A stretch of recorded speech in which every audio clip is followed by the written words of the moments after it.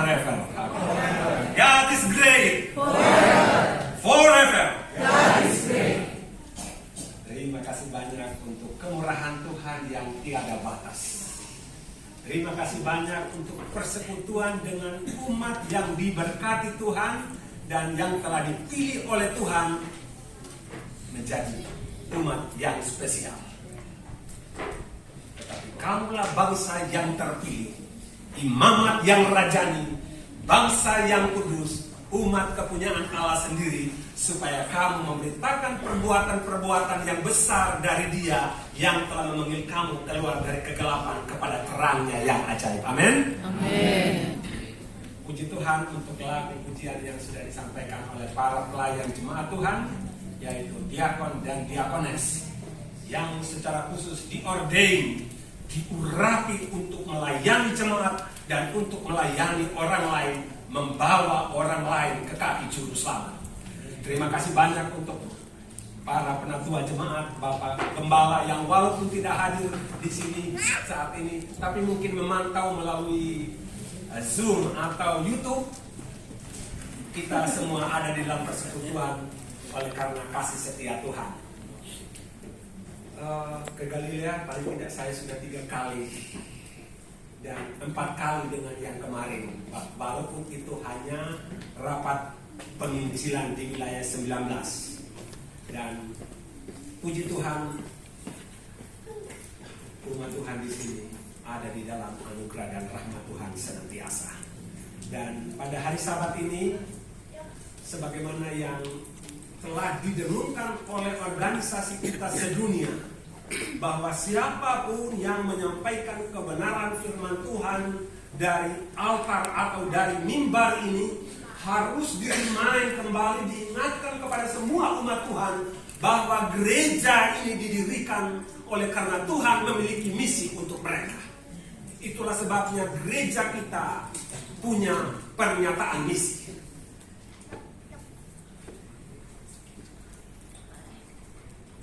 Apa pernyataan misi gereja kita? Adakah orang-orang muda kami yang terkasih, karena saya di bagian pemuda, yang menghafalnya? Puji Tuhan, kita sudah hafal dulu, tetapi kemudian karena hari Sabat ditunjuk secara tiba-tiba jadi blank, itu wajar.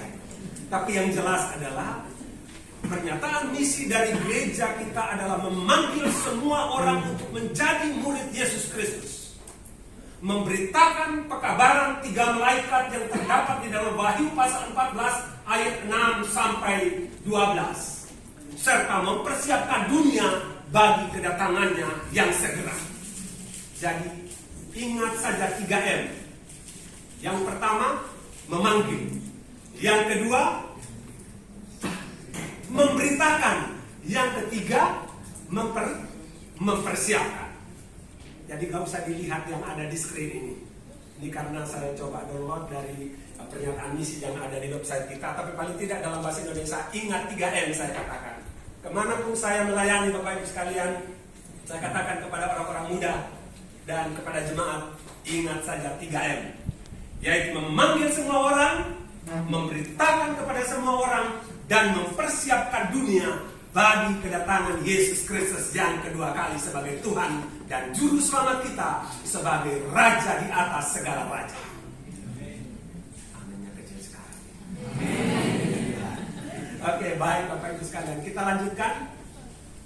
Ini untuk orang-orang mudaku di Jakarta Conference. Kecuali kita memiliki hubungan yang hidup dan menyelamatkan dengan Yesus Kristus, maka tidak ada beban di pundak kita untuk menjadi juru kabar Tuhan Yesus yang setia. Itulah sebabnya pernyataan misi Departemen Pemuda di Jakarta Conference untuk menuntun orang-orang muda ke dalam hubungan yang hidup dan menyelamatkan. Jadi ini ada satu kata yang hilang, yang hidup dan menyelamatkan dengan Yesus Kristus, dan membantu mereka atau orang-orang muda menerima panggilannya untuk menjadi muridnya dan memuridkan orang lain. Next. Bagaimana caranya? Ya saya pikir kita semuanya sudah diberikan banner atau stand banner oleh conference untuk dipasang di setiap jemaat.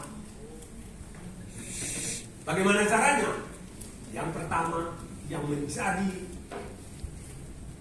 fokus pelayanan kita tahun ini adalah Hope for Indonesia, Christ for Jakarta. Satu keluarga, satu KPA, satu jiwa, satu tahun.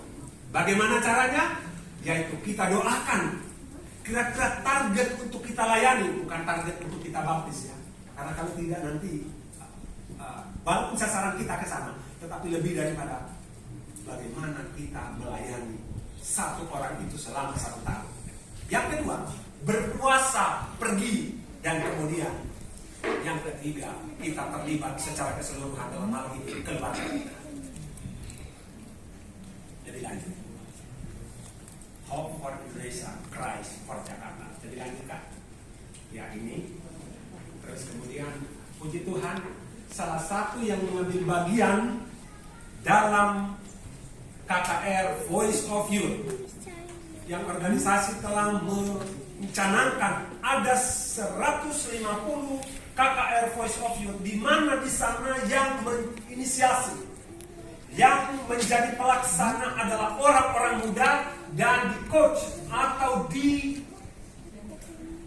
oleh para penatua jemaat, sehingga sejak dini orang-orang muda terlatih untuk menjadi misionaris-misionaris.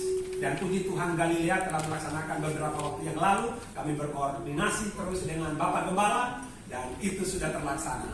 Kita berharap bahwa itu bukanlah musiman, tetapi kalau bisa semester berikut ada lagi, terus kemudian tahun depan dan tahun depan kita terus bergerak dan maju. Saya pikir kita lanjutkan saja karena sudah ada di slide.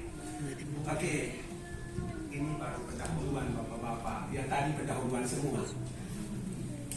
Jadi mudah-mudahan baru jam 11:10 mudah-mudahan akan kita selesaikan bahan ini, kalau bahannya sudah selesai.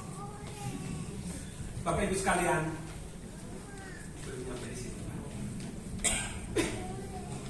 Kalau kita baca Yohanes pasal 21, ada sebuah adegan yang sangat dramatis yang kita lihat di sana. Kita sangat memahami bagaimana Yesus dan murid-muridnya yang telah diikat oleh sebuah persekutuan setiap saat selama kurang lebih 3,5 tahun.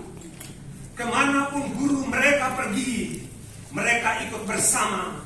Setelah mereka mendapatkan panggilan, aku akan menjadikan kalian menjadi penjala manusia.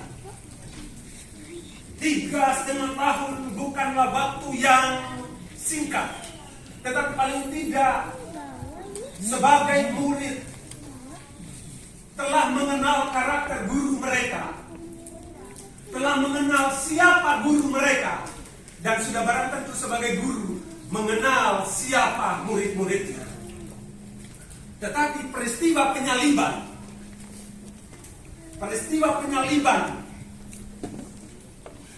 apa yang menjadi dream atau impian daripada masing-masing murid ini, kelihatannya terkuburlah impian mereka oleh karena Tuhan dan Juru Selamat mereka telah mati pada hari Jumat.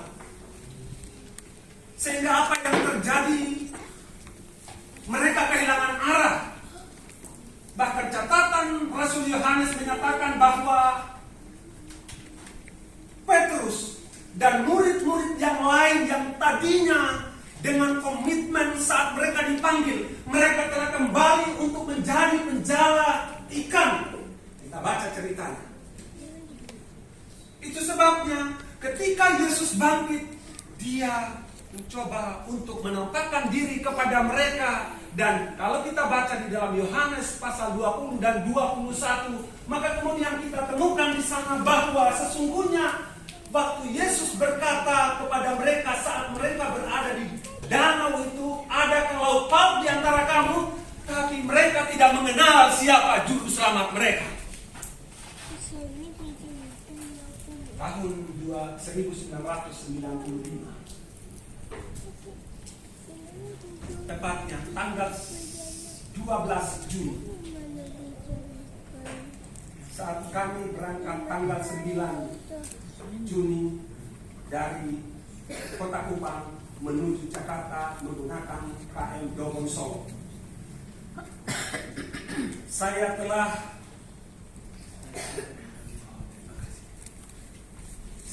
berpisah dengan abang saya kurang lebih 8 tahun. Dan kemudian Bapak Ibu sekalian, kami telah bertelepon sebelum kami berangkat karena saya buta tentang Jakarta dan sudah barang tentu waktu itu belum ada GPS, belum ada Google Map, jadi harus dijemput dan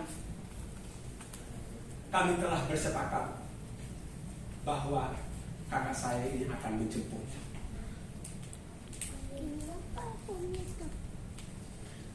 Kurang lebih jam 1 siang pada hari Senin, tanggal 12 Juni, kami berlabuh dengan selamat di Pelabuhan Tanjung Priok. Orang mulai turun dari kapal ke dermaga dan saudara-saudara terkasih telah datang untuk menjemput dan membawa mereka pulang ke rumah. Saya juga menanti seseorang yang akan menjemput saya. Orang dari pelabuhan mulai berkurang dan kemudian tinggal beberapa orang lagi. Tapi tidak ada yang datang menjemput. Bapak Ibu sekalian, saya pergi ke informasi di Pelabuhan Tanjung Priok bahwa saya, Daniel, sedang menunggu Lukas untuk menjemput. Orang mulai habis, tidak ada lagi. Dan tinggal beberapa orang. Terus kemudian saya melihat ada 2 orang di sana yang juga sedang menunggu. Kami saling berpandangan mata, terus kemudian karena mereka 2 orang di sana, saya mencoba untuk mendekat dan kemudian kedua orang itu juga mendekat dan kemudian dia menyapa saya, Daniel ya. Terus kemudian saya tanya, Lukas ya. Oh, akhirnya kami berpelukan. 8 tahun tidak bertemu. Karena yang saya tahu abang saya itu kulitnya lebih gelap dan lebih gelap jauh dari saya. Tapi rupanya suasana Jakarta membuat agak lebih bersih kulitnya sehingga saya tidak mengenal lagi. Dan waktu itu saya masih SD tentunya ketika kami berpisah dengan abang saya dan kami tidak mengenal.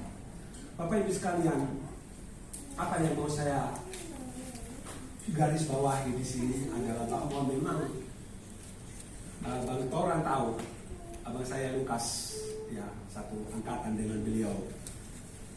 Apa yang mau saya sampaikan Bapak Ibu sekalian? Memang jarak, waktu membuat kita mungkin tidak bisa mengenal orang-orang yang kita kasihi. Tetapi yang menjadi pertanyaan besar sama saya adalah kenapa baru beberapa saat saja murid-murid Yesus yang sudah sekian lama bersama-sama dengan dia, namun kemudian mereka lupa siapa Yesus. Mari kita membuka Alkitab kita di dalam Yohanes pasal 21.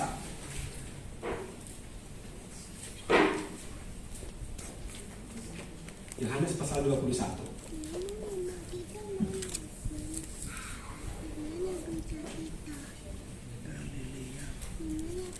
Dari sekian murid yang ada di dalam peristiwa itu, hanya satu yang ketika mendengarkan suara itu, dia kenal betul.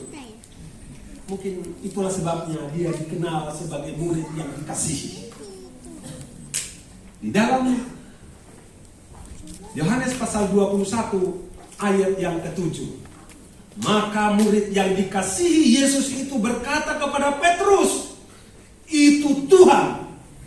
Ketika Petrus mendengar bahwa itu adalah Tuhan dan seterusnya, oh dia baru kaget. apa responsnya. Itulah sebabnya adegan yang berikut adalah adegan di dalam Yohanes pasal yang ke-21 ayat yang ke-15.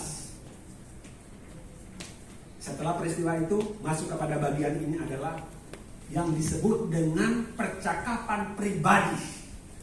Percakapan pribadi antara Tuhan Yesus dengan murid-muridnya. Ini sudah barang tentu peristiwa sesudah kebangkitan. Mari kita baca ayat yang ke-15. Sesudah sarapan, Yesus berkata kepada Simon Petrus, "Simon anak Yohanes, apakah engkau mengasihi aku lebih daripada mereka ini?" Ini mari kita highlight. Lebih daripada mereka ini. Jawab Petrus kepadanya, "Benar Tuhan, Engkau tahu bahwa aku mengasihi engkau," kata Yesus kepadanya, "Gembalakanlah domba-dombaku." Lebih lanjut. Ayat yang ke-16. Kata Yesus pula kepadanya untuk kedua kalinya, "Simon anak Yohanes, apakah engkau mengasihi aku?"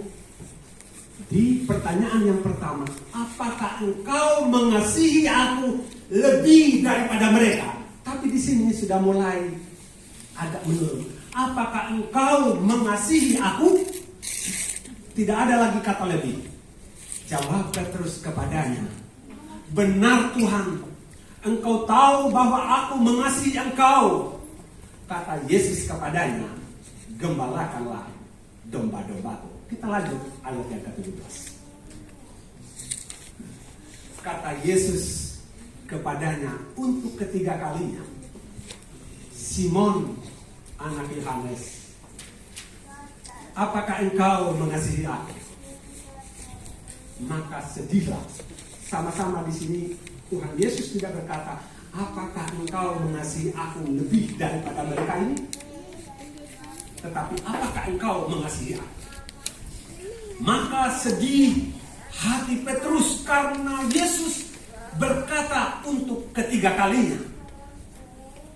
Kita akan mempelajari dari perikop ini. Kelihatannya Petrus sedih hatinya oleh karena Tuhan Yesus memberikan pertanyaan yang sama dua kali, satu kali lebih detail. Dan ayat ini katakan, maka sedihlah hati Petrus karena Yesus berkata untuk ketiga kalinya, "Apakah engkau mengasihi aku?" Dan ia berkata kepadanya, "Tuhan, Engkau tahu segala sesuatu. Engkau tahu bahwa aku mengasihi engkau." Kata Yesus kepadanya, "Gembalakanlah domba-dombaku." Jadi lanjut Bapak Ibu sekalian, saya akan sampaikan ayat yang ke-19, terus kemudian nanti kita akan balik lagi. "Aku berkata kepadamu, sesungguhnya ketika engkau masih muda, engkau mengikat pinggangmu sendiri dan engkau berjalan kemana saja kau kehendaki. Tetapi jika engkau sudah menjadi tua, engkau akan mengulurkan tanganmu dan orang lain akan mengikat engkau dan membawa engkau ke tempat yang tidak kau kehendaki." Ayat 19. Dan hal ini dikatakannya untuk menyatakan bagaimana Petrus akan mati dan memuliakan Allah. Sesudah mengatakan demikian, ia berkata kepada Petrus, "Ikutlah aku." Lebih lanjut. Sebelum kita melihat ayat demi ayat, saya percaya Bapak Ibu sekalian ini sudah sangat familiar dari pemahaman kita tentang konsep kata kasih yang diterjemahkan dari bahasa Yunani, yaitu yang pertama adalah agape, adalah kasih yang tak bersyarat. Engkau baik atau tidak baik, God love you. Kasih Tuhan tak bersyarat. Dan inilah kasih agape. Terus kemudian yang kedua, kita bisa lihat di sana. Yang ketiga juga demikian. Philia adalah kasih Oleh karena ikatan persahabatan, apakah di gereja dan lain sebagainya. Oleh karena telah terjalin persahabatan sekian lama. Ya, dan juga oleh karena persaudaraan. Kemudian storge adalah ungkapan kasih kodrati seperti antara orang tua dan anak dan seterusnya. Kita lanjutkan saja. Tentunya Bapak Ibu sekalian masih ingat pernyataan radikal yang disampaikan oleh Petrus, bukan? Sebelum salib. Sama seperti yang disampaikan oleh Pak Ketua tadi itu. Memang ketika kita mendapatkan sebuah pernyataan iman dalam situasi normal, maka kemudian kita akan katakan, saya akan bersama-sama dengan engkau apapun yang akan terjadi. Dan tidak berbeda dengan apa yang terjadi kepada Petrus. Sebelum salib dia katakan kepada Yesus, sekalipun aku harus mati bersama-sama dengan engkau, aku tak akan menyangkal engkau. Dan yang lain pun menyatakan seperti itu. Lebih lanjut, di dalam Markus disampaikan hal yang sama, tetapi dengan lebih bersungguh-sungguh. Petrus berkata, sekalipun aku harus mati bersama-sama dengan engkau, aku tak akan menyangkal engkau. Petrus meyakini bahwa tidak ada lagi tembok pemisah yang dapat membuat imannya runtuh. Oleh karena dia yakin bahwa dia telah mengenal Yesus. Lebih lanjut di ayat yang berikut. Ini sebelum penyaliban. Jawab Petrus, Tuhan, aku bersedia masuk penjara dan mati bersama-sama dengan engkau. Kalau sudah bersedia mati, itu artinya kasihnya kepada Tuhannya juga tak bersyarat, sebagaimana kasih Tuhannya kepadanya tak bersyarat. Ini pernyataan Petrus sebelum penyaliban, dan ini dalam keadaan normal. Tetapi apa yang terjadi? Kita lihat berikutnya. Menyatakan kesungguh-sungguhan tanpa Roh Kudus adalah sebuah pernyataan yang tak memiliki dasar yang kuat. Karena bisa saja orang terkesima, oh saya Tuhan, aku akan beriman, aku akan memegang teguh, dan seterusnya. Pada saat normal, itu sangat mudah kita ungkapkan. Tetapi ketika abnormal, apa yang terjadi kepada manusia Petrus? Kita lihat lebih lanjut. Ini keadaan abnormal saat menuju salib, yang merupakan demonstrasi kasih juru selamat yang tak terkatakan, kasih yang tanpa syarat, kasih yang memberikan seluruh perbendaharaan sorga. Matius pasal 26 ayat 29 sampai 75 dan seterusnya. Ini intinya adalah terjadi sebelum penyaliban. Dan itulah yang dilakukan oleh Petrus. Kita lanjut. Peristiwa dalam Yohanes pasal 21 adalah setelah penyaliban, kematian dan kebangkitan Kristus sebelum dia naik ke surga. Petrus telah menjadi saksi dari pernyataan kasih yang tak ternilai. Mari kita lihat sejenak kata yang digunakan oleh Tuhan Yesus saat dia menanyakan kepada manusia Petrus yang dianggap sebagai salah satu soko guru selain daripada Yakobus. Yesus berkata kepada Simon Petrus, Simon anak Yohanes, apakah engkau mengasihi aku lebih daripada mereka ini? Jawab Petrus, benar Tuhan, engkau tahu bahwa aku mengasihi engkau. Kata yang digunakan oleh Tuhan Yesus di sini adalah agape. Agapesmi atau agapasmi seharusnya harus dijawab dulu juga dengan agape. Tetapi apa yang dinyatakan oleh Petrus adalah ketika Yesus bertanya kepadanya, apakah engkau mengasihi aku dengan kasih yang tak bersyarat? Sebagaimana yang telah aku perlihatkan. Oh, Petrus menjawab, aku mengasihi engkau sebagai sahabat. Pileose. Aku mengasihi engkau karena kami telah melihat mujizat demi mujizat. Sebagai sahabat, sebagai teman, kami melihat bahwa engkau melakukan perkara-perkara ajaib. Engkau memenuhi kebutuhanku, ya udah, saya mengasihi engkau. Seharusnya ketika Tuhan Yesus bertanya kepadanya, agapesa se atau agapase, maka kemudian dia juga akan menjawab dengan, oh Tuhan, oh Yesus, aku mengasihi engkau tanpa syarat. Tapi yang dia sampaikan di sini, di pernyataan yang pertama, ada yang dia katakan, karena engkau adalah sahabat, saya mengasihi engkau. Lebih lagi, di bagian yang kedua, di ayat yang ke-16, ayat yang sama, pertanyaan yang sama, Yesus tetap menyatakan agapasme, tetapi Petrus tetap menjawab dengan pileose.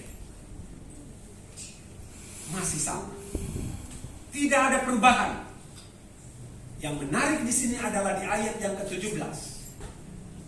Bukan lagi kata agape yang digunakan oleh Tuhan Yesus, tetapi Tuhan Yesus yang turun standar kasihnya untuk menjangkau manusia Petrus yang belum memahami kasih yang sangat dalam, kasih yang tanpa syarat. Lebih lanjut ayat yang ke-17. Kata yang digunakan oleh Petrus, philein, tampak jelas bahwa philein bukan berarti pemberian diri. Dia mengasihi Yesus bukan mau memberikan diri, tetapi karena dia tahu bahwa Yesus adalah orang baik. Tuhan Yesus, Petrus tahu bahwa segala perkara selama ini telah Tuhan Yesus bantu. Saya tidak tahu dengan kita semuanya. Oh, praise God. Semua kebutuhan anak-anakku, semua pekerjaanku lancar, semua rumah tanggaku lancar dan seterusnya. Dan kemudian Tuhan, aku mengasihi engkau. Oleh karena itu, Bapak Ibu sekalian, kita harus memiliki recommitment. Apapun yang kita alami, standar kasih kita sebagaimana yang telah didemonstrasikan oleh Juru Selamat kita. Mari kita mendemonstrasikan kasih ada. Amin. Jawabannya adalah perubahan kata yang mengungkapkan pilose atau tidak, belum. Dan inilah yang terjadi. Lebih lanjut, pada percakapan yang ketiga, sebagaimana yang saya sudah katakan tadi, Tuhan Yesus tidak lagi menggunakan agapasme, tapi dia menurunkan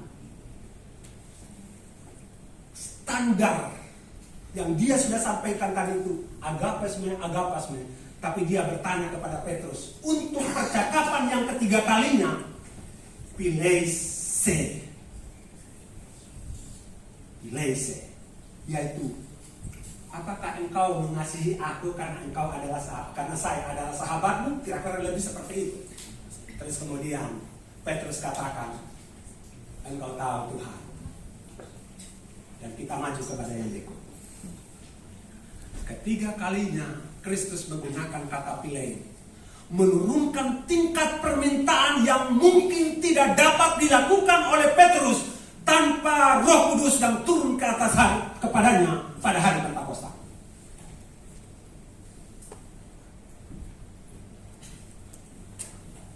Jadi Tuhan Yesus yang turun untuk menjangkau kita. Dia tahu segala sesuatu terhadap kita. Jadi katakanlah seperti ini, I love you. Ketika seorang pemuda menyatakan cintanya kepada seorang pemudi, I love you so much. Terus kemudian dijawab, oh, aku suka sama kau. Kira-kira lebih seperti bagaimana kira-kira? Saya mengagumimu, jadi tidak matching. Dan apa yang disampaikan oleh Tuhan Yesus ini bukan hanya sekedar kata-kata, tetapi dia lebih dahulu telah mempertontonkan kasih agape yang sesungguhnya, yaitu pengorbanan diri. Pengorbanan diri. Seisi sorga telah diberikan untuk keselamatan kita. Tuhan yang turun untuk menjangkau keterbatasan kasih manusia Petrus. Oh Bapak Ibu sekalian, saya percaya kita akan mulai recommitment. Kita akan memulai sesuatu hal yang baru. Aku mengasihi engkau karena engkau telah memberkati aku, Tuhan. Aku mengasihi engkau karena aku begini-begini, karena aku telah dipenuhi segala keperluanmu oleh engkau, Tuhan. Saya mengasihi engkau karena memang engkau telah mendemonstrasikan kasih yang sesungguhnya kepadaku. Max Lucado berkata dalam bukunya Just Like Jesus, God loves you just the way you are, but He refuses to leave you that way. He wants you to be just like Jesus. Tuhan tahu tentunya tentang Petrus. Tuhan tahu tentang saya hari ini. Kadar kasih saya kepadanya, kadar kasih saya kepada sesama saya, Tuhan tahu. Tetapi dia tidak mau kasih kita hanya kepada standar pilih. Dia tidak mau standar kita hanya kepada standar skor. Dia mau melift up kita, dia mau mengangkat kita kepada standar kasih yang telah dipertontonkan oleh surga. Amin. Dan hari ini Bapak Ibu sekalian, kita akan mengingatkan kembali di upacara perjamuan yang kudus ini sebuah demonstrasi kasih agape yang sesungguhnya. Dan inilah kita sebagai hamba-hamba Tuhan, umat-umat Tuhan, bagaimana kita memberikan diri kita untuk memberikan keselamatan bagi banyak orang. Yang terakhir, tidak ada kasih atau agape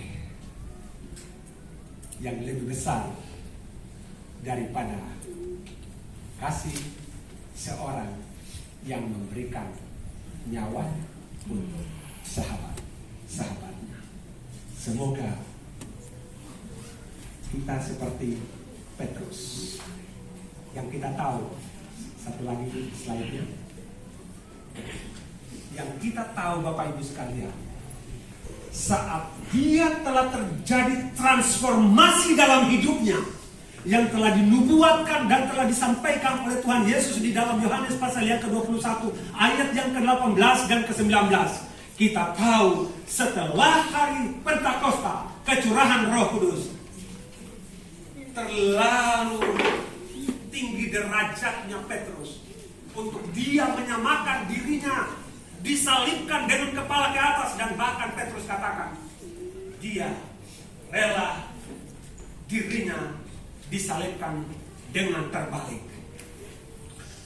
dan menyatakan, dan Tuhan sendiri yang menyatakan tentang Petrus, aku berkata kepadamu, sesungguhnya ketika engkau masih muda, engkau mengikat pinggangmu sendiri dan berjalan kemana saja kau kehendaki. Tetapi jika engkau sudah menjadi tua, engkau akan mengulurkan tanganmu dan orang lain akan mengikat engkau dan membawa engkau ke tempat yang tidak kau kehendaki. Ayat yang ke-19 sebagai kesimpulan. Dan hal ini dikatakan untuk menyatakan bagaimana Petrus mati dan memuliakan Allah. Petrus yang tadinya mengasihi Kristus dalam batas persahabatan, tapi sekarang mengasihi dia lebih daripada itu, karena dia telah melihat sendiri dengan mata kepalanya demonstrasi kasih agape. Dan saat itulah dia, setelah kecurahan Roh Kudus, mendemonstrasikan kasih agape, pengorbanan diri yang sesungguhnya. Tuhan Yesus memberkati kita. Amin.